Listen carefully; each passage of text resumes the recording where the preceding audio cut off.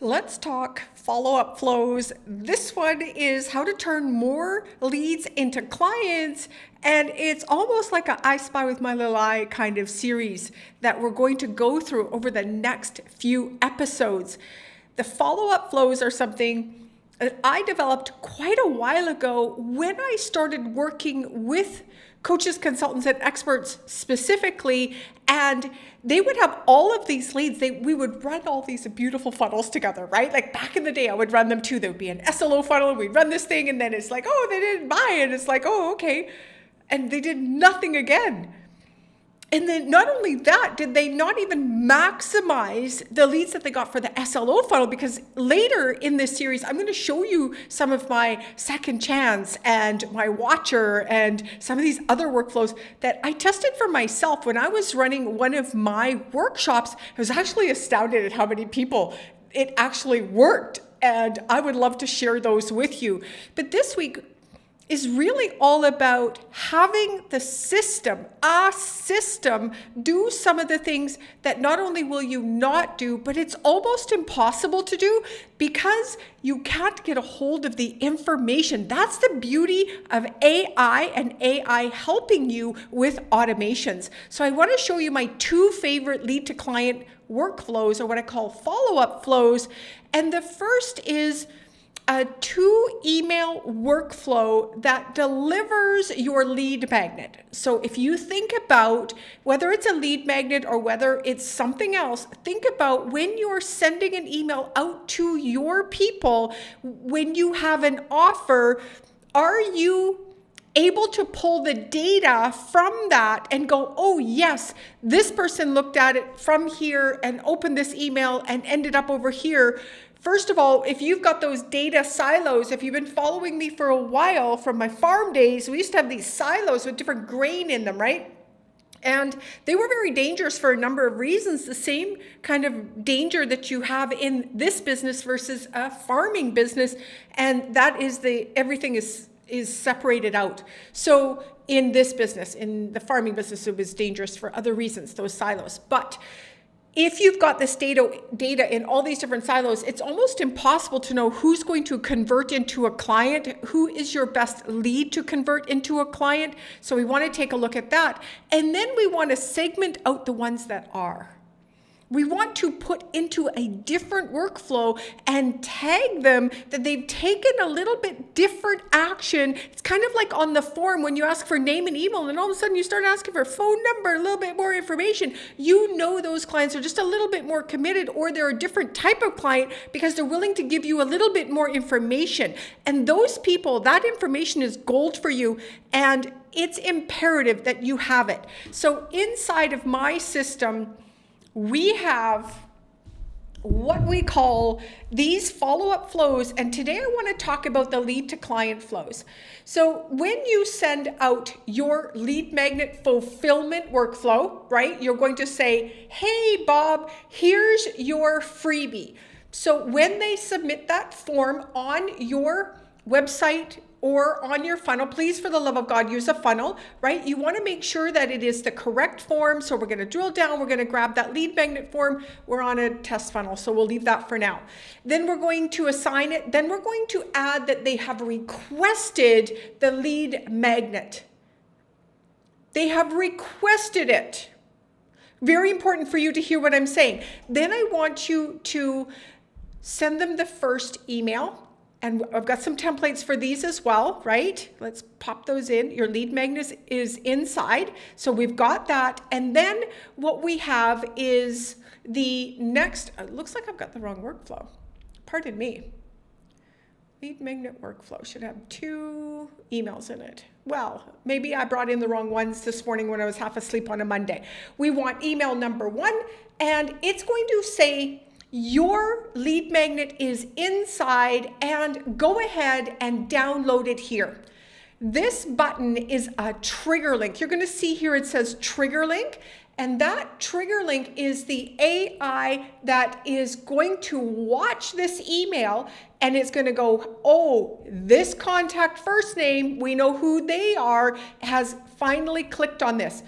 The reason this is important is because you need to know who's opened this or who hasn't opened this, because you've probably opted in for lead magnets. Maybe you downloaded it, maybe, and then did you ever open it? Maybe not. And then did you action it? Probably not. Right? Because that's just the way things go. So that's the first email. And then we're going to wait a day. And then what we're going to do is we're going to have email number 2 that says, you didn't click on this.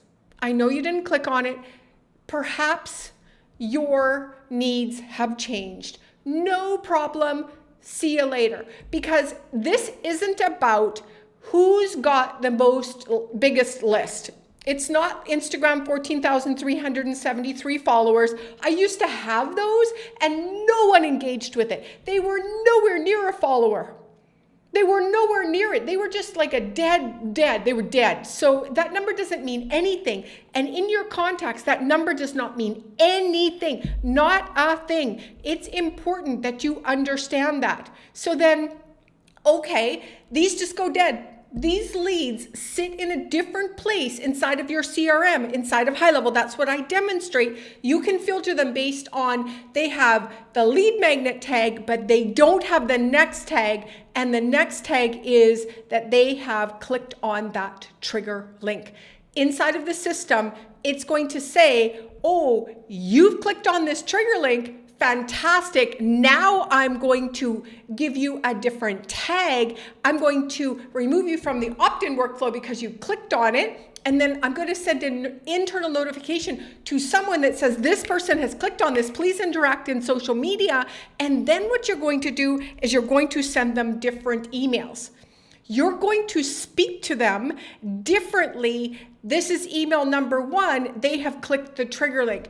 This is where and when you're going to start to tell the story that you and I know needs to be said. How many different email series are there out there?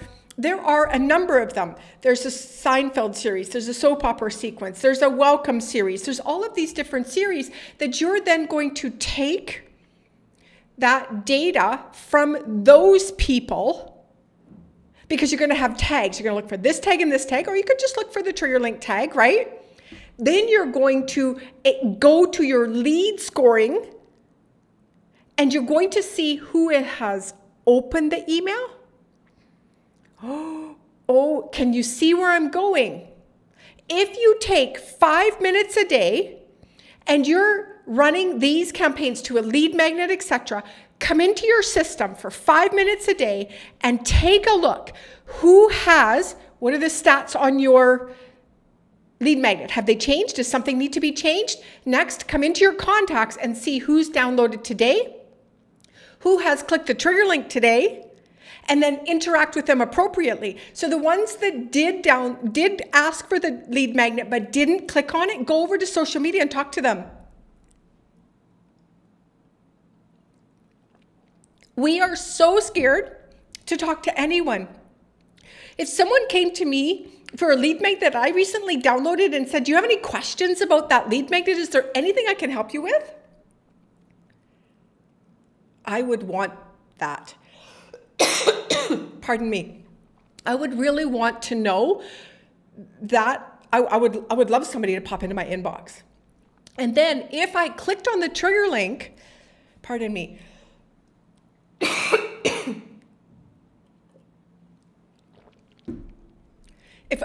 pardon me, people watching today and I'm choking.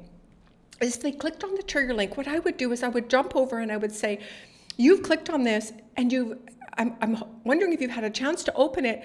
Look at their social media and see, you know what, on page 2, there's this thing here that I think would be really valuable for you. Because sales are harder than they have ever been. And getting the attention of your people is harder than it's ever been. And what happened for me when I did this last week was there were 2 people on a list of about 20 that I actually started calling them. I know, wild. And what they told me about software, SaaS, Go High Level, these are some of the things that we're offering, right? What they said was they just don't have the time.